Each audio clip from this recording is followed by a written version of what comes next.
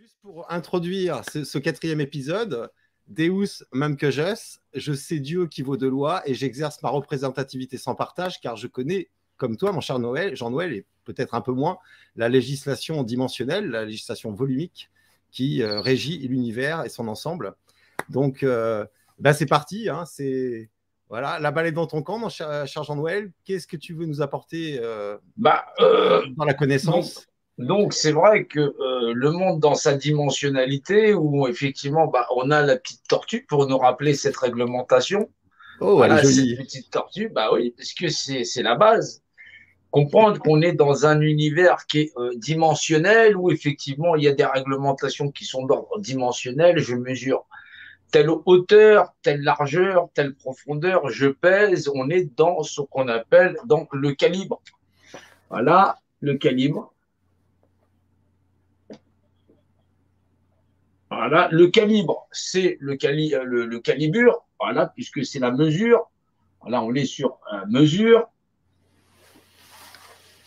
Voilà, on est sur mesure au pluriel, puisqu'on est dans la mesure et on est dans la loi des mesures, que ce soit hauteur, largeur, profondeur. On est donc dans le latin qui se dit lex. On est dans l'excalibur, la loi mesure, voilà, la loi des mesures, voilà, et donc cette fameuse épée de vérité qui tranche toute chose, puisque c'est le fondement de la vérité qui confère à chaque chose d'être créé, représenté, d'être présent, et donc pour un être vivant, être présent, exercer sa propre représentation en tant qu'être vivant dans l'art de ne pas nuire aux autres, c'est aussi l'art de ne pas se faire blouser. Et là, on voit bien qu'on nous demande tout simplement par mandature de donner cette représentation que nous sommes, nous, êtres vivants, dans cette représentation d'être nous-mêmes présents et dans cette activité à être représenté par nous-mêmes. C'est donc cette représentativité, puisque c'est la notion d'activité, ou capacité active à être présent. Voilà, on voit bien que la maîtrise de la langue, du français, qui est pourtant la langue maternelle de beaucoup d'entre nous, on a du mal à comprendre les mots et pourtant c'est très très important pour consulter un dictionnaire. C'est très très important parce qu'il y va de votre pérennité. On est dans la loi. Ça a du sens. Loi de mesure plurielle, calibre, le calibrage, voilà. Donc, alors, j'ai cherché parce que j'ai vu que tu avais fait des émissions sur l'excalibur. J'ai cherché effectivement les définitions en latin. Effectivement, l'ex, c'est bien la loi, la loi, et ça me remonte même apparemment au commandement de Moïse. Ils en parlent. Oui, parce que on utilise la loi, le L, c'est la fameuse l'épée, puisque c'est hauteur, largeur, c'est effectivement les rapports de dimensionnalité. Tout à fait. Horizontalité, verticalité, on abscisse ordonnée de l'épée de vérité, c'est-à-dire normale, c'est ce qu'on appelle l'âme de toute chose dans sa mesure ou toutes ses mesures. Voilà. Ce savoir qu'on appelle le savoir des bâtisseurs, c'est le même savoir qui a bâti les pyramides, où dans ces pyramides, il n'y a absolument rien de noté, ou qui nous est légué par le livre des morts, qui nous est relaté par la Torah, qui nous est relaté dans la Bible, qui nous est relaté dans le livre de rappel, le Coran. On a cette perception où les capacités de lecture qu'on a de notre imperfection à être tout simplement des humains, parce qu'on n'a pas encore cette notion d'être. L'être, c'est cette notion spirituelle. L'humain, c'est la matière, c'est l'hume, la matérialité. Si vous n'avez plus d'esprit, vous êtes mort. Et donc, vous êtes juste un corps inerte. Et donc, on est l'alliage des deux, à la fois de l'esprit à animer ce corps, et qui fait que, fondamentalement, les gens n'en ont rien à cirer tant qu'on peut exister dans un monde déshumanisé.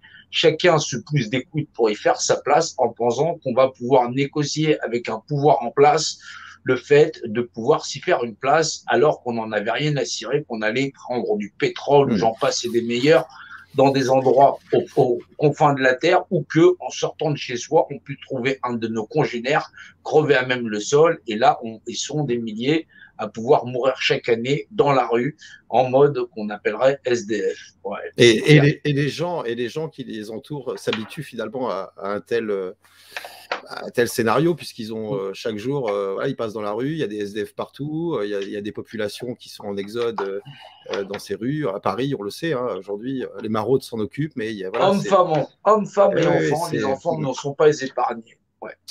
Ouais. Donc il va falloir changer finalement de paradigme, et pour le faire, ben, il faut comprendre la loi, la législation qui régit ce monde. C'est donc les lois de mesure, ou plutôt l'épée de l'éternité, le rocher de l'éternité, Dieu, comme qui dirait pour certains, les commandements de Moïse, j'en passe des meilleurs, qui résonnent dans l'esprit des gens, mais dont la lecture est très difficile à faire en fin de compte, parce que on se rend bien compte qu'on est là dans une espèce de pseudo-révolution où plus de 90% de la population est lobotomisée. Ceux qui prétendent se lever sont prêts à négocier leur petit siège ou à s'associer avec des gens dont effectivement les valeurs en justice ne seraient que de se faire une place en politique, où effectivement on va répéter encore inlassablement le fait de, comme si on allait leur donner le mandat pour un système de tutelle bis qu'on va renouveler, qui est renouvelé depuis que la République est la République, et toujours entre les mains des mêmes. Alors, il faut comprendre à quoi ça correspond, le secret des bâtisseurs. Alors, le secret des bâtisseurs, il est pourtant assez simple.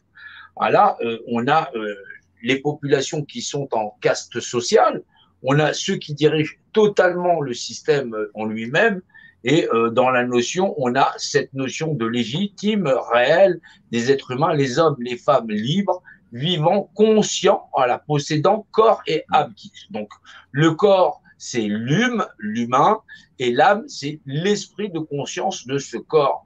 Ensuite, on a les gouvernements pour pouvoir contrôler les populations, parce que les personnes dans ces populations sont bien des personnes, elles sont donc classées morts, et là, on y retrouve l'état de conscience de ceux qui comprennent l'homme de paille et la notion dans le contrôle des masses et des populations. Alors, ces populations, à la fois, elles sont pas conscientes d'être personnes.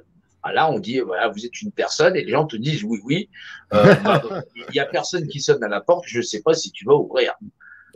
Techniquement, non. Donc, moi, je suis une personne personnifiée, c'est-à-dire que je suis un kidam dans l'univers, je suis personnalisé.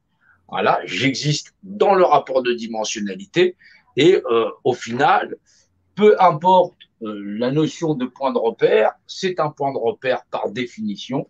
C'est une image qui est et possède un rapport d'unité. Ça confère à deux choses de même nature les mêmes propriétés, mais dans ce grand univers dimensionné, au bas, notion de côté, dans le rapport de dimensionnalité, la propriété du volume n'appartient qu'au volume. Ce sont des réglementations très mathématiques, alchimiques, qui font que, au final, les gens ne maîtrisent pas ni l'espace, ni même dans lequel nous vivons, ni même la réglementation qui fait des êtres égaux. Nous acceptons d'exister dans un monde où on peut mettre des gens de côté, on les laisserait en dehors de notre univers, où on serait dans le grand consumérisme et où on pourrait devenir propriétaire de cette création.